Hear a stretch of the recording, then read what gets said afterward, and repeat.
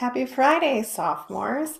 I collected some questions from you guys yesterday about Brave New World, and I wanted to answer some of those for you guys. I only got a few, but I took all of them and I put them together into one document so that I could share all of the questions in case they're questions that multiple people had.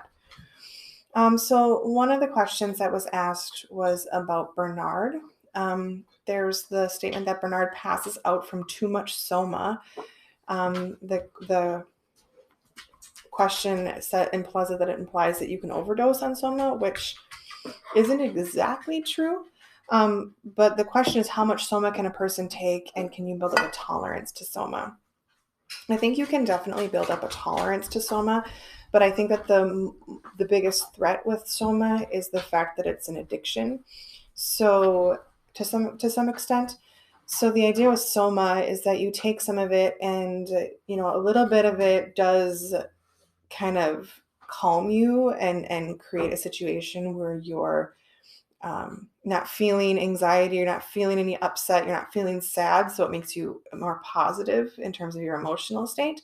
But the other thing that you can do with soma, and we see Lenina do this, and I think that's why Bernard falls asleep when he takes like a larger dose, is it's a little mini soma holiday is what he went on.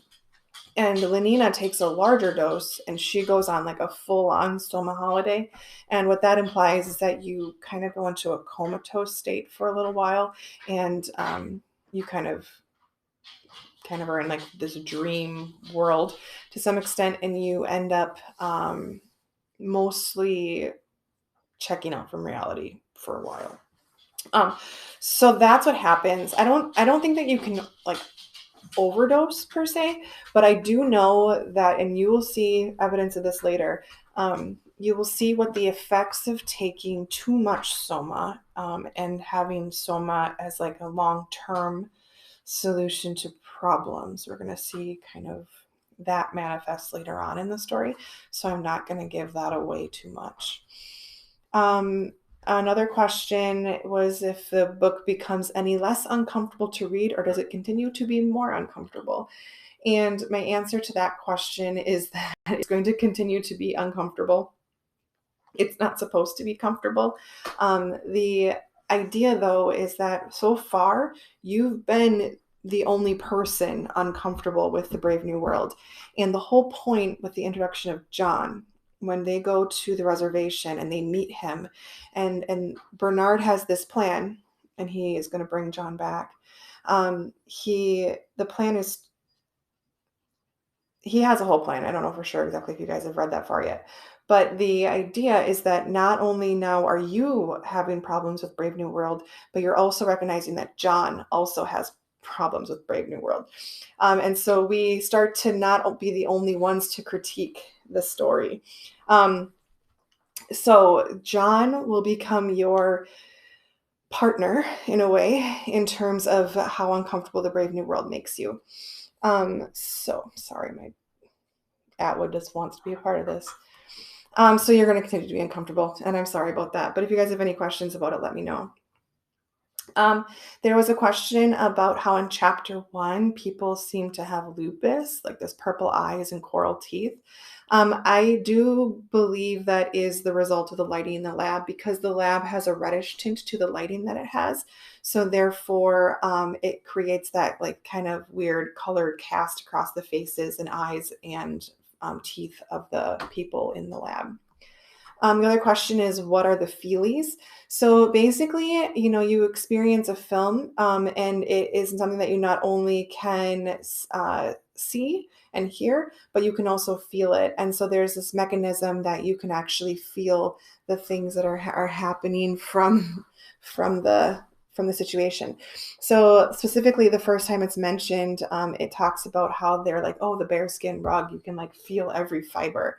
And so the idea is that when they have the situations or stuff is going on inside of the movie, the stuff that the people are feeling, you can feel too, right? So maybe you might feel it be like a wind on your face, or you might feel like the softness of a fabric and that type of thing. And then the other question is, why in Ford's name is Bernard so obsessed with Morgana's eyebrow?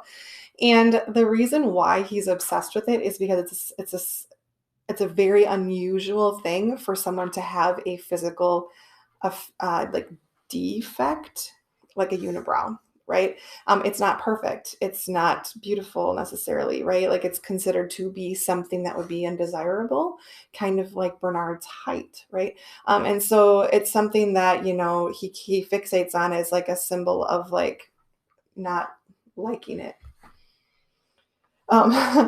Then another question is the Brave New World a utopia or a dystopia?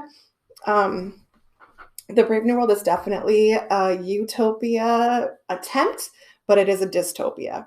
And I think that that's what the whole little epigraph at the beginning of the story, the quote that he has there, I think that that's why he included that, because um, instead of us thinking that, oh, we're going to be faced with this perfect for a perfect place, it's more about the attempt at perfection and the consequences of taking away people's humanity in the search for this utopia.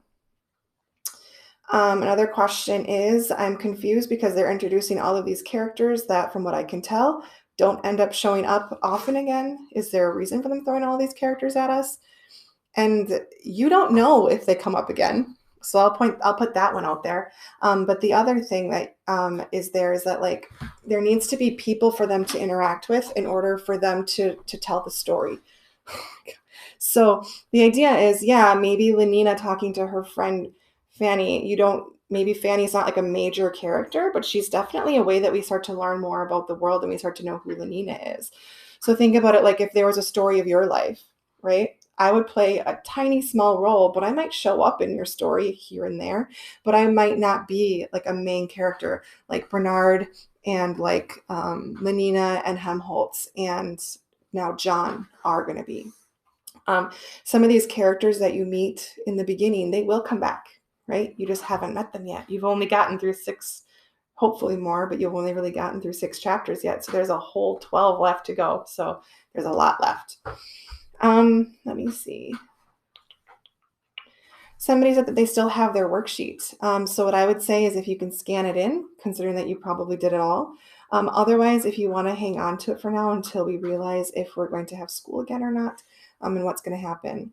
And then somebody's asking for an overview of what's going on with um, all of the stories and the chapters.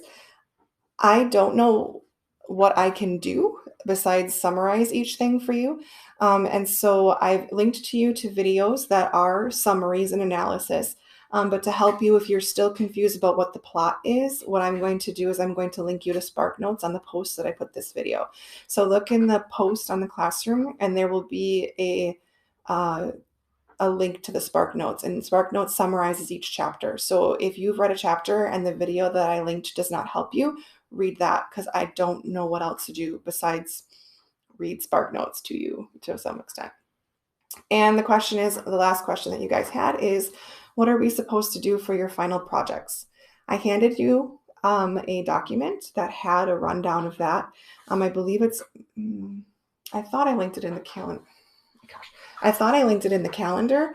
I might not have, but the idea is that you are picking 5 quotes that represent a theme.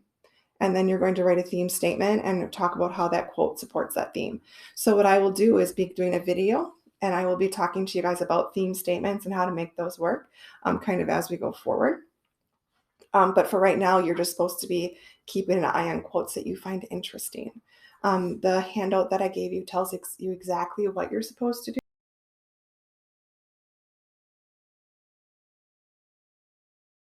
I will also make sure that I can perhaps link that for you below. But yeah, if you guys have any other questions, you guys can continue and feel free to post them as I go forward. I've put a spot for you guys to put quote questions, a spot for you guys to turn in your assignments.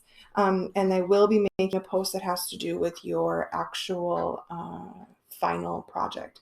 I also have a calendar that I've created and I've posted it in your calendar spot. So if you guys look there, you will see that I have as an expectation that you do the writing. And then I have added an extra week for you guys to do the art part. So the writing comes first, and then you guys have a whole additional week to do the art. So yeah, I love you all. I hope that you guys are being safe and that you aren't going stir crazy in your first days of quarantine. Let me know if you need anything. Email me. Ask your questions. I am happy to help you guys. And if you need me in any way, I'm here for you. Bye.